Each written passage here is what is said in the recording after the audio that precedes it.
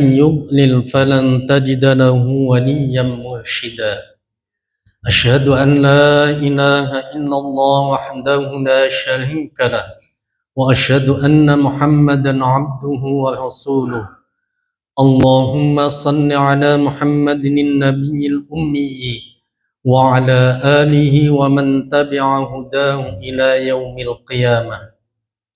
فيا عباد الله، أوصيكم وإياي بتقوى الله، فقد فاز المتقون. وقال تعالى: يا أيها الذين آمنوا اتقوا الله وقولوا قولا سديدا يصلح لكم أعمالكم ويغفر لكم ذنوبكم ومن يطع الله ورسوله فقد فاز فوزا عظيما. Jamaah salat Jumat yang dimuliakan Allah Subhanahu wa taala, mari kita sama-sama meningkatkan keimanan dan ketakwaan kita kepada Allah Subhanahu wa taala sebagai salah satu wujud rasa syukur kita atas limpahan nikmat yang telah Allah berikan kepada kita semuanya. Yang kalau kita hitung-hitung nikmat itu, pasti kita tidak akan sanggup menghitungnya. Begitu banyak nikmat Allah yang Allah turunkan kepada kita semuanya. Maka sudah selayaknya kita beribadah, berbakti, menyembah semata-mata hanya kepada Allah Subhanahu wa taala. Salawat dan salam marilah kita sanjungkan kepada baginda Nabi Muhammad sallallahu alaihi wasallam dengan memperbanyak salawat kepadanya, dengan mengikuti sunnah-sunnah beliau. InsyaAllah kelak kita bisa dekat dengan Rasulullah sallallahu alaihi wasallam. Jamaah salat Jumat yang dimuliakan Allah Subhanahu wa taala, dalam kehidupan sehari-hari kita, aktivitas kita tidak lepas daripada upaya kita untuk mencari rizki demi kelangsungan hidup kita, demi kelangsungan keluarga kita.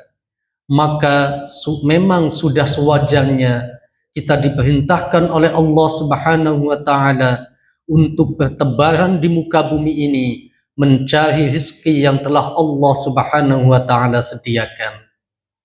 Hanya saja kadang-kadang kita menganggap yang namanya rezeki itu hanyalah harta benda semata. Padahal boleh jadi rezeki itu adalah ketaatan kita kepada Allah, itu bagian daripada rezeki. Kesehatan itu adalah bagian daripada rezeki. Tidak hanya semata-mata harta benda saja. Oleh karena itu, Syekh Mutawalli Asy-Sya'rawi, mufassir abad modern, beliau menyatakan bahwa ada 4 tingkatan rizki. Yang pertama, kata Syekh Mutawalli Asy-Sya'rawi, al-malu huwa adna darajati rizqi. Yang namanya harta benda itu adalah tingkatan rizki yang paling rendah. Kenapa bisa dikatakan harta benda itu adalah tingkatan rizki yang paling rendah? Sebab siapapun bisa mendapatkannya, baik dengan cara yang halal maupun dengan cara yang batil, dengan cara yang tidak halal. Harta benda bisa didapatkan oleh siapapun, baik ia beriman kepada Allah maupun orang yang durhaka terhadap Allah Subhanahu wa taala.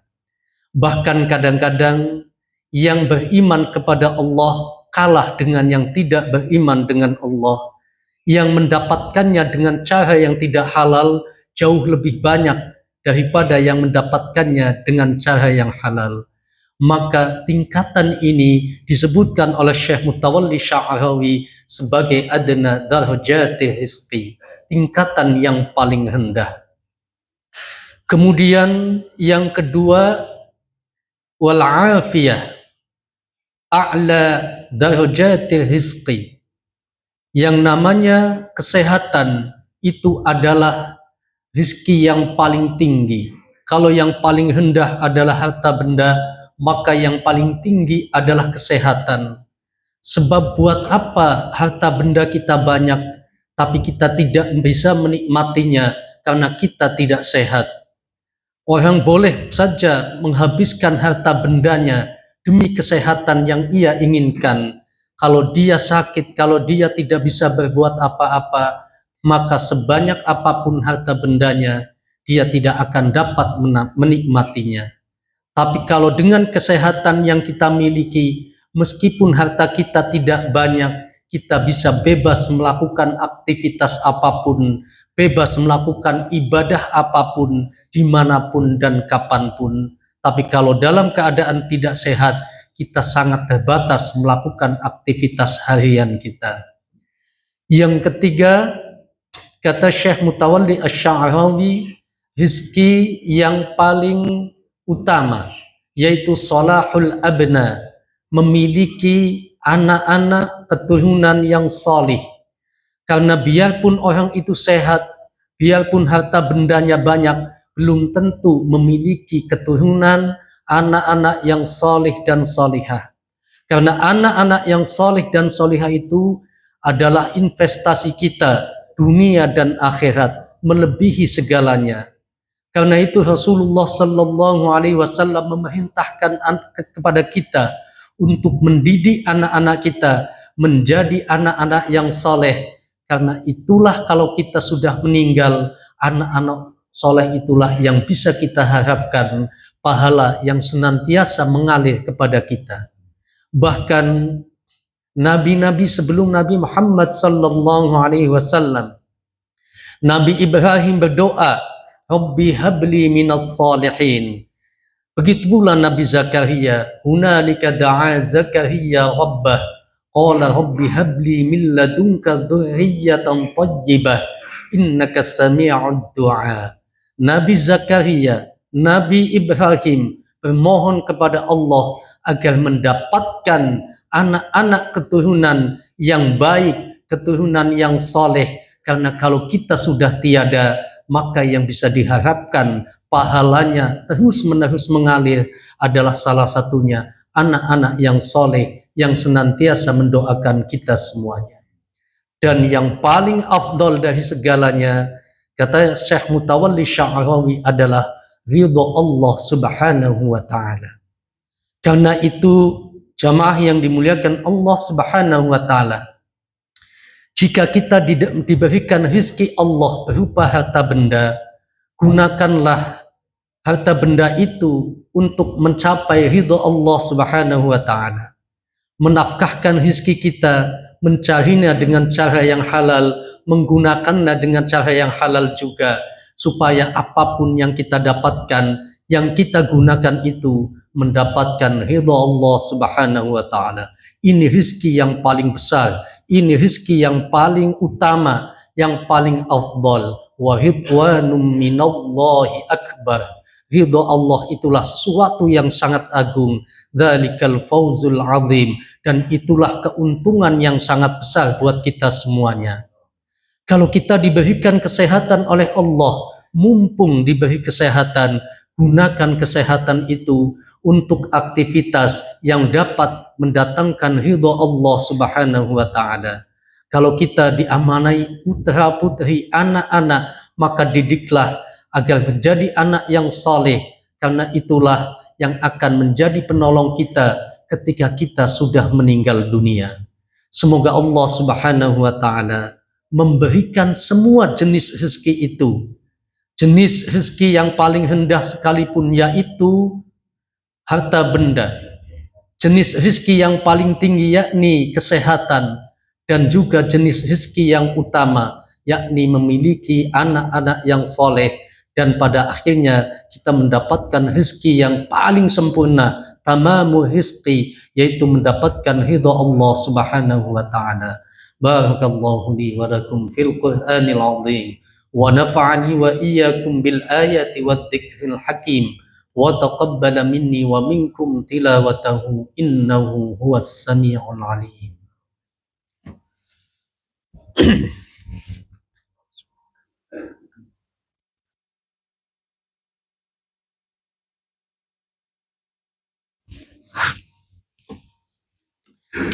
الحمد لله الذي أمرنا بالاتحاد والاعتصام بحبل الله المتين.